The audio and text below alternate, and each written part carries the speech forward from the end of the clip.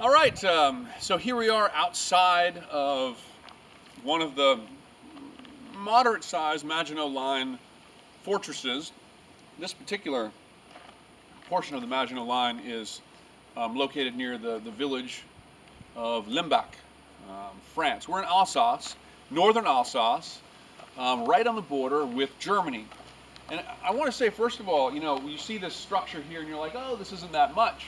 And there's another, you can't see it, but down the hill there's another sort of concrete entranceway down the hill. And you might look at this and say, oh, the Maginot Line, it's just a machine gun bunker. I assure you, it is not. Underneath, this goes underneath the ground 20 to 30 kilometers below the earth and stretches for a significant area. They have a train system in there, like a small kind of like a mine car system you might think about, but it's very much a subterranean sort of world down there. It gets very cold as you go deep into the earth, and that's not just under this. So this is just one part, and this connects to six different cannon installations. The Maginot Line was built by the French after World War I. They began construction in 1928. This particular Maginot Line fort, which housed 24 officers and upwards of 1,600 soldiers, was first completed and occupied by soldiers in 1937. The whole point of the Maginot Line, which there are Maginot Line installations that stretch from the northern coast by Belgium all the way down to the southern coast, but the biggest and most robust portions of these installations are here in Alsace, on the border between France and Germany, as this was considered the most likely point that a German invasion would come. So this was built between 1928 and completed in the 30s, different installations completed at different times, and the whole point was to stave off a potential German invasion, which during the 1930s became increasingly likely. As you saw the rise of Hitler and the Nazis, Germany began to militarize and rearm, and very much, war seemed to become an ever-present reality by the late 30s. The Maginot Line, however, is one of these interesting sort of artifacts of history, of military history, because the Maginot Line really, in practical senses, it never served its purpose. And really, you might argue that it's kind of a big waste of money.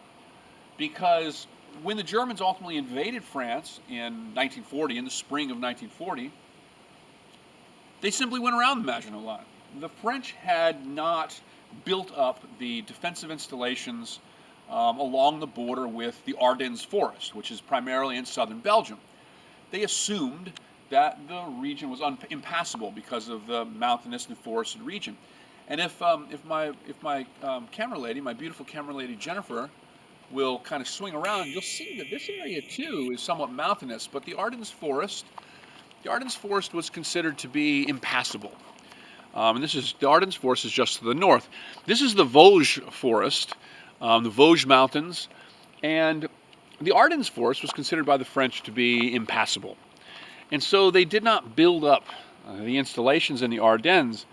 Well, what ultimately happened when the invasion of France occurred in the spring of 1940 is the French positioned all of their forces up into Belgium, in northern Belgium, not in the Ardennes, to stop where they thought the German invasion would come. And then they weren't worried about this area because it was protected by the Maginot Line. Well, as history would tell, of course, Hitler and the Nazis, the German Wehrmacht, went through the Ardennes forest. There were some passages there, corridors there, where they could get their heavy artillery and tanks through. And of course, the Nazis Germany moved through the Ardennes forest. They bypassed the Maginot Line. They got behind all of the French and British Expeditionary Force troops that were up in northern Belgium, and they encircled them.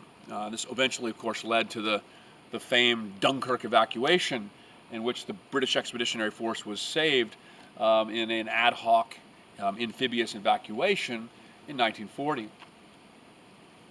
This position on the Maginot Line was not attacked until 5 days after the French capitulated to the German army. So after the Germans had really defeated the vast majority of the French army and they were behind the Maginot Line, they ultimately assaulted the Maginot Line from the other side, from the rear, from the French side. And it held out. This fort held out for 5 days. It was first attacked by German Stuka dive bombers, and it held out for 5 days until the French capitulation. But it never served the purpose of being the defensive bulwark that would prevent a German invasion and a German conquest of France that they had hoped it would be. From that standpoint, it was largely a waste. It falls into maybe the category of one of the great blunders of military history, having dumped an incredible amount of money into building these just elaborate and incredible subterranean defensive networks with incredibly high-tech weaponry, only to be bypassed by the German blitzkrieg. Now, if we come closer here, you can look that attacking this fort would be an incredibly formidable thing. Here you see, right here, these two depressions in the front. These two depressions are machine guns, and as you look at the machine guns, you can see that how they're set up is in such a way that the operator of the machine gun would be impossible to kill. The little kind of point in the middle of that indention is a machine gun, and if Jennifer will pan over to her right, you will see that you have, or her right. You'll see that there's a couple more there. Now, when you go inside here, so this, the opening entrance. When you go inside here, the first thing you see is another one of these machine guns. And then you go around the corner, there's another machine gun. So if a Wehrmacht army unit assaulted this directly, they would meet certain death, almost undoubtedly. So it's an incredibly formidable defensive installation.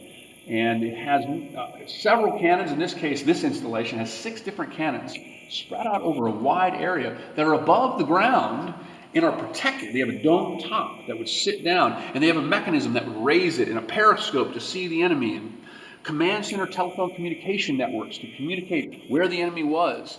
And they would raise and lower these, and really protecting their guns and protecting the fort from any consequential assault.